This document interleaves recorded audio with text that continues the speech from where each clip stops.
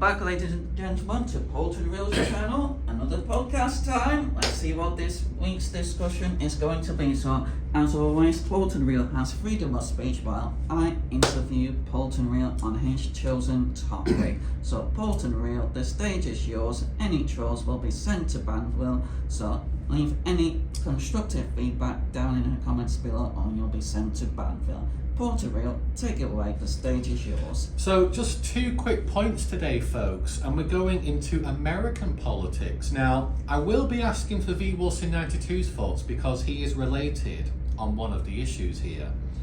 Go on then, we'll start with this point. The Democrat politician Kamala Harris, or Kamala, she appeared on a BBC interview with Laura Kuenssberg. And she is flirting with the idea that she may want to run in the 2028 general election. And the problem with her was she didn't resonate with the working class Republican voters. All Harris was talking about was, I've got Indian heritage. I'm the first black American president candidate. And then on the one hand, I have brown skin. You know, she was talking about her skin colour all the time and she was confused. Are you an Indian? Do you have brown skin? You know, she's obsessed with her skin colour. Again, Mandela and Luther King would be turning in their graves. But she appeared with Laura Kuenssberg on the BBC. I think she's published a book and she's promoting it because follow the money, baby.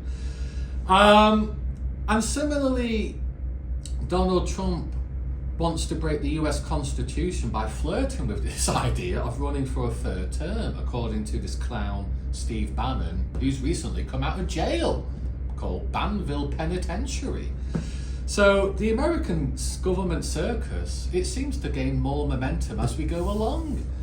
Now, this is the juicy point, because V. Wilson is related to this. So there's a YouTube channel called The Rich Dad Channel, hosted by Robert and Kim Kiyosaki, authors of the Rich Dad, Poor Dad. And they're based on financial education, and we both used to listen to it in great depth. So on the recent podcast, Robert Kiyosaki interviewed Eric Trump, the son of Donald Trump, or one of the sons of Donald Trump. And it was talking about capitalism.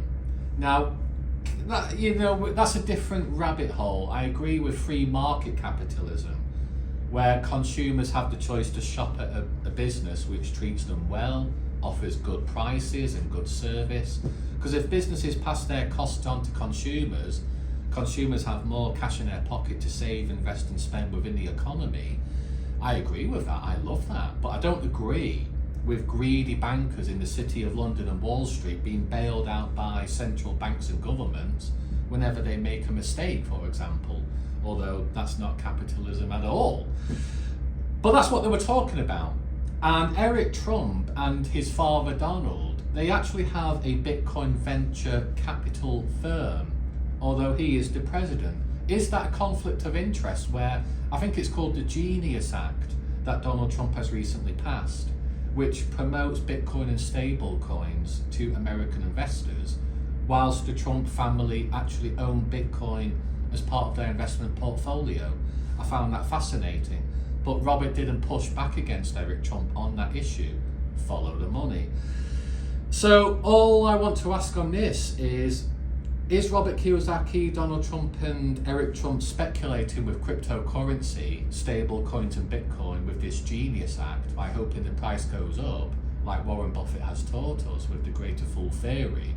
So like with TY teddy bears, with Picasso paintings, with Bitcoin, Eric Trump and Donald Trump are pumping Bitcoin because they want the price to go up so they can cash out eventually for a profit and then sell their Bitcoins to other fools, but that's their problem.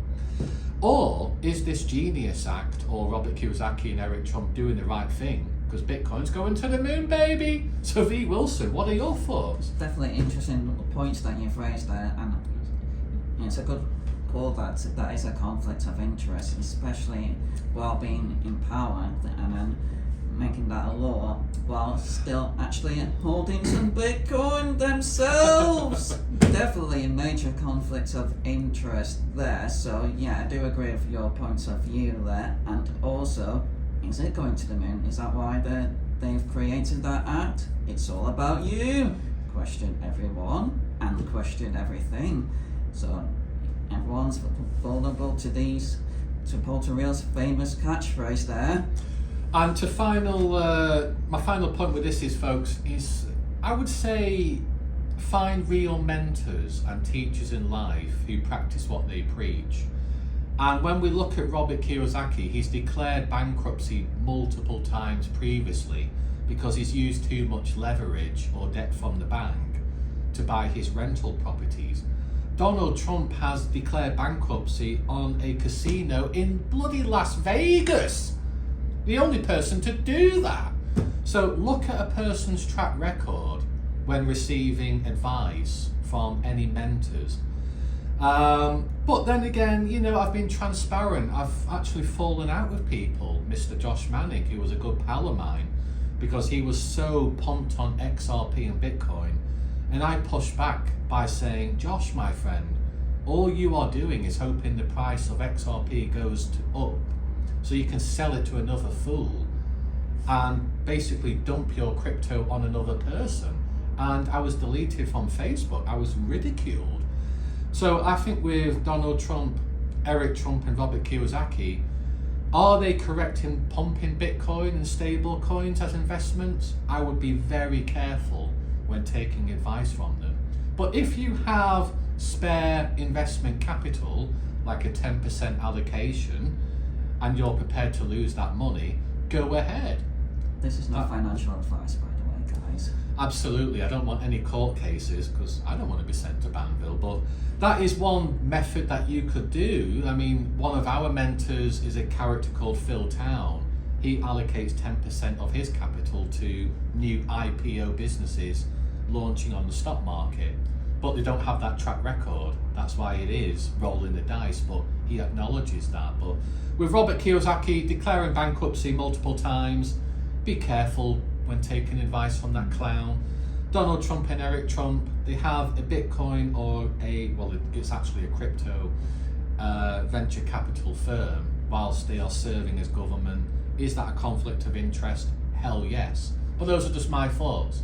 You may agree or disagree, but I'm trying to remain balanced as possible. V. Wilson, take it away. Yeah. Woo! Nicely done there, Polter Real. As always, whenever you are investing, do consider whether you are speculating or not. And Polter Real would just say Josh acknowledged that he was speculating in XRP.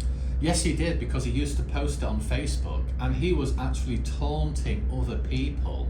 XRP has gone up by 25% today. I'm going to cash out, baby, make a profit, and sell those cryptos to another person. Ah! And, you know, he ridiculed other people very publicly. And I pushed back with another pal, Connor Harrison, by saying, eventually, all these greater full theory pump and dump schemes end in tears, because Connor Harrison will be looking to cash out his crypto, but what happens if there's not another buyer looking to pay a higher price for it? The whole scheme tumbles down. It's happened with TY teddy bears, it's happened with Picasso paintings, it's happened with Tulip Mania, but maybe Warren Buffett's an idiot and he doesn't know what he's talking about. But when it comes to financial advice, be very, very careful who you seek advice from. Look at their track record. Do they practice what they preach? Me and V. Wilson 92 are not offering financial advice, but we practice what we preach. So with the other topic, with Kamala Harris and Donald Trump, with the next general election in 2028, again, it's divide and rule. Democrats versus Republicans, divide and rule. The same hands are pulling all the strings like the Illuminati.